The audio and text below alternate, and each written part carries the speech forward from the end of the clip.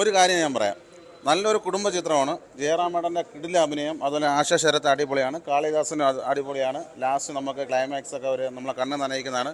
പിന്നെ ഒരു കാര്യം, എന്നെപ്പോലെ ജൂനിയർ ആർട്ടിസ്റ്റായിട്ട് പോകുന്ന ഒരുപാട് കഴിവുള്ള കലാകാരന്മാരുണ്ട്. പക്ഷേ സിനിമാക്കാർക്കും പ്രൊഡ്യൂസർമാർക്കും എല്ലാവർക്കും ഡയറക്ടർമാർക്കും എല്ലാ കാര്യങ്ങളും അറിയാം. എന്നാലും ഒരുപാട് കഴിവുള്ള പാവപ്പെട്ട എന്നെപ്പോലുള്ള ആൾക്കാർക്ക് അവസരങ്ങൾ കൊടുക്കാത്തെന്നാണ് എനിക്ക് പറയാനുള്ളത് ഈ സിനിമ കണ്ടിട്ട്. പിന്നല്ലാതെ ഒരുപാട് പേരുടെ എന്നെ പോലുള്ള ജൂനിയർ ആർട്ടിസ്റ്റുകൾ ഒരുപാട് അനുഭവങ്ങളാണ് ഈ സിനിമയിൽ കൊണ്ടുവന്നിരിക്കുന്നത്. ഈ സിനിമയെങ്കിലും കണ്ടിട്ട് ഒരുപാട് പേർക്ക്, എനിക്ക് കിട്ടിയില്ലെങ്കിലും കുഴപ്പമില്ല, ഒരുപാട് പേർക്ക് ഈ ഗോപാലൻ ആയിരുന്നാലും ശരി തന്നെ ഈ പടത്തിൽ കാണിക്കുന്നുണ്ട്. പുള്ളി ഒരുപാട് അവസരങ്ങൾ കൊടുക്കട്ടെ എന്ന് ഞാൻ പറയുന്നു. അതെ അതെ അതെ, നല്ല കിടില മൂവി. ഞാൻ അതല്ലേ പറഞ്ഞത്, ജൂനിയർ ആർട്ടിസ്റ്റുകൾക്ക് ഒരുപാട് അവസരം കൊടുക്കണം. അല്ലാതെ കുറേ ഡാപ്പറോളികൾക്ക് അഭിനയിക്കാറുണ്ട്, ഡാപ്പറോളികൾക്ക് കൊടുക്കേണ്ട ആവശ്യമില്ല. കൊള്ളാം, കുഴപ്പമില്ല. അതിനെക്കാട്ടി ജയറാമേട്ടൻ ഞെട്ടിക്കുന്നു. പിന്നെ ആശ ശരത്തിന്റെ ലാസ്റ്റ് ഒരു കിടിലൊരു കംബാക്ക് ഉണ്ട്. കിടില്ല, ഒന്നും പറയാനില്ല. എല്ലാവരും അത് കാണണം.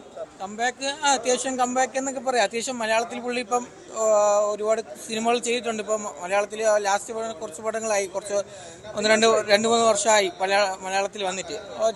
രണ്ടുപേരെ കരിയർ നോക്കുമ്പോഴത്തേക്കും അത്യാവശ്യം നല്ലൊരു കരിയർ തന്നെയാണ്. ഒരു ഫാമിലി പടമാണ്. ഒരുപാട് എക്സ്പെക്ടേഷൻ, കൊച്ചു പടം, 2 മണിക്കൂറൊക്കെ ഉള്ളൂ. അത്യാവശ്യം നല്ലൊരു പടം തന്നെയാണ്.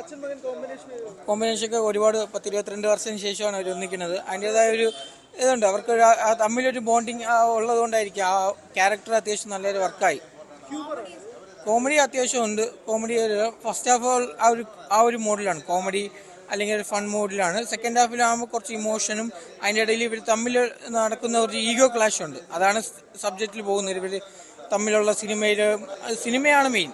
സിനിമയ്ക്കുള്ളിൽ ഒരു സിനിമയാണിത്. ഫാമിലി ഓഡിയൻസിന് എന്തായാലും വർക്കാവും. നല്ല പടം തന്നെ. ആശകളായിരം വളരെ നല്ല സിനിമയാണ്. അപ്പോൾ ഞാൻ ജസ്റ്റ് ആ ഒരു ജയറാം കാളിദാസൻ കോംബോ കാണാനായിട്ട് പോയി. അതിലുപരിയായിട്ട് കുറച്ചും കൂടെ ബെറ്റർ ആയിട്ടുള്ള മൂവിയാണ്. അഭിനയമായാലും ഡയറക്ഷൻ ആയാലും ആ ഒരു ഫ്ലോ ആയാലും എല്ലാ മൂവി വളരെ നല്ല വശത്തിലാണ് നിൽക്കുന്നത്. വളരെ നല്ലത്.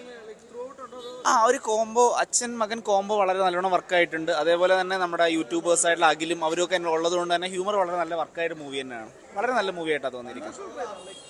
ഇമോഷൻ പ്ലസ് ഒരു ഹ്യൂമർ, എല്ലാ രീതിയിലും എന്താണെന്ന് വെച്ച് കഴിഞ്ഞാൽ നല്ല നല്ല ഇമോഷണൽ സീൻസും അതേപോലെ തന്നെ വളരെ നാച്ചുറൽ ആയിട്ട് ഓർഗാനിക് ആയിട്ടുള്ള മൂവിയായിട്ടാണ് തോന്നിയിരിക്കുന്നത്. പടം കൊള്ളാം. ഒരു അച്ഛൻ്റെ മോൻ്റെ കോംബോ റിയലായിട്ട് അടിപൊളി, കാണാൻ കൊള്ളാം. നല്ലൊരു ഫാമിലി ഫീൽ ഗുഡ് മൂവി, കണ്ടിരിക്കാം. ഫാമിലി ആയിട്ട് വന്ന് കണ്ടിരിക്കാവുന്ന ഒരു പടം. ഫസ്റ്റ് ഹാഫ് ഹ്യൂമറുണ്ട്, സെക്കൻഡ് ഹാഫ് എമോഷനാണ്. കണക്ട് ആവും, നമുക്ക് കണക്ട് ആവും. എല്ലാവരും കാളിദാസിന്റെ പെർഫോമൻസ് ബാക്കിയുള്ള പടത്തിനെക്കാട്ടി നല്ല മെച്ചപ്പെട്ടിട്ടുണ്ട്. നല്ല രീതിക്ക് ജയറാമിന്റെ അഭിനയം പിന്നെ പറയണ്ടല്ലോ. പുള്ളിയുടെ ഒരു ട്രാൻസ്ഫോർമേഷൻ സീനുണ്ട്. അതിനുശേഷം പുള്ളി വേറെ ലെവലായിട്ട് അഭിനയിച്ചിട്ടുണ്ട്. ഫാമിലി ഓഡിയൻസിന് പറ്റിയ പടം, ഫാമിലി ആയിട്ട് എല്ലാവരും കണ്ടിരിക്കുക.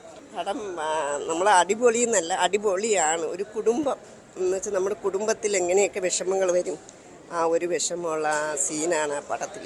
പക്ഷെ ആ ലാസ്റ്റ് ചിരിക്കാനും ഉണ്ട്. പക്ഷെ ആ ലാസ്റ്റ് ഭാഗം ആ മകനും അച്ഛനുമുള്ള ആ ഒരു വല്ലാത്ത ഒരു വിഷമം നമ്മളാക്കി കളഞ്ഞു. പക്ഷെ മക്കളോടാണല്ലോ നമുക്ക് താല്പര്യം, സ്നേഹവും വാത്സല്യം. ആ അച്ഛൻ അതോടെയാണ്, അച്ഛൻ്റെ ആ ഒരു സ്നേഹം മകൻ പിന്നെയാണ് അറിയുന്നത്, ആ അച്ഛൻ എന്താണ് എന്നുള്ളത്.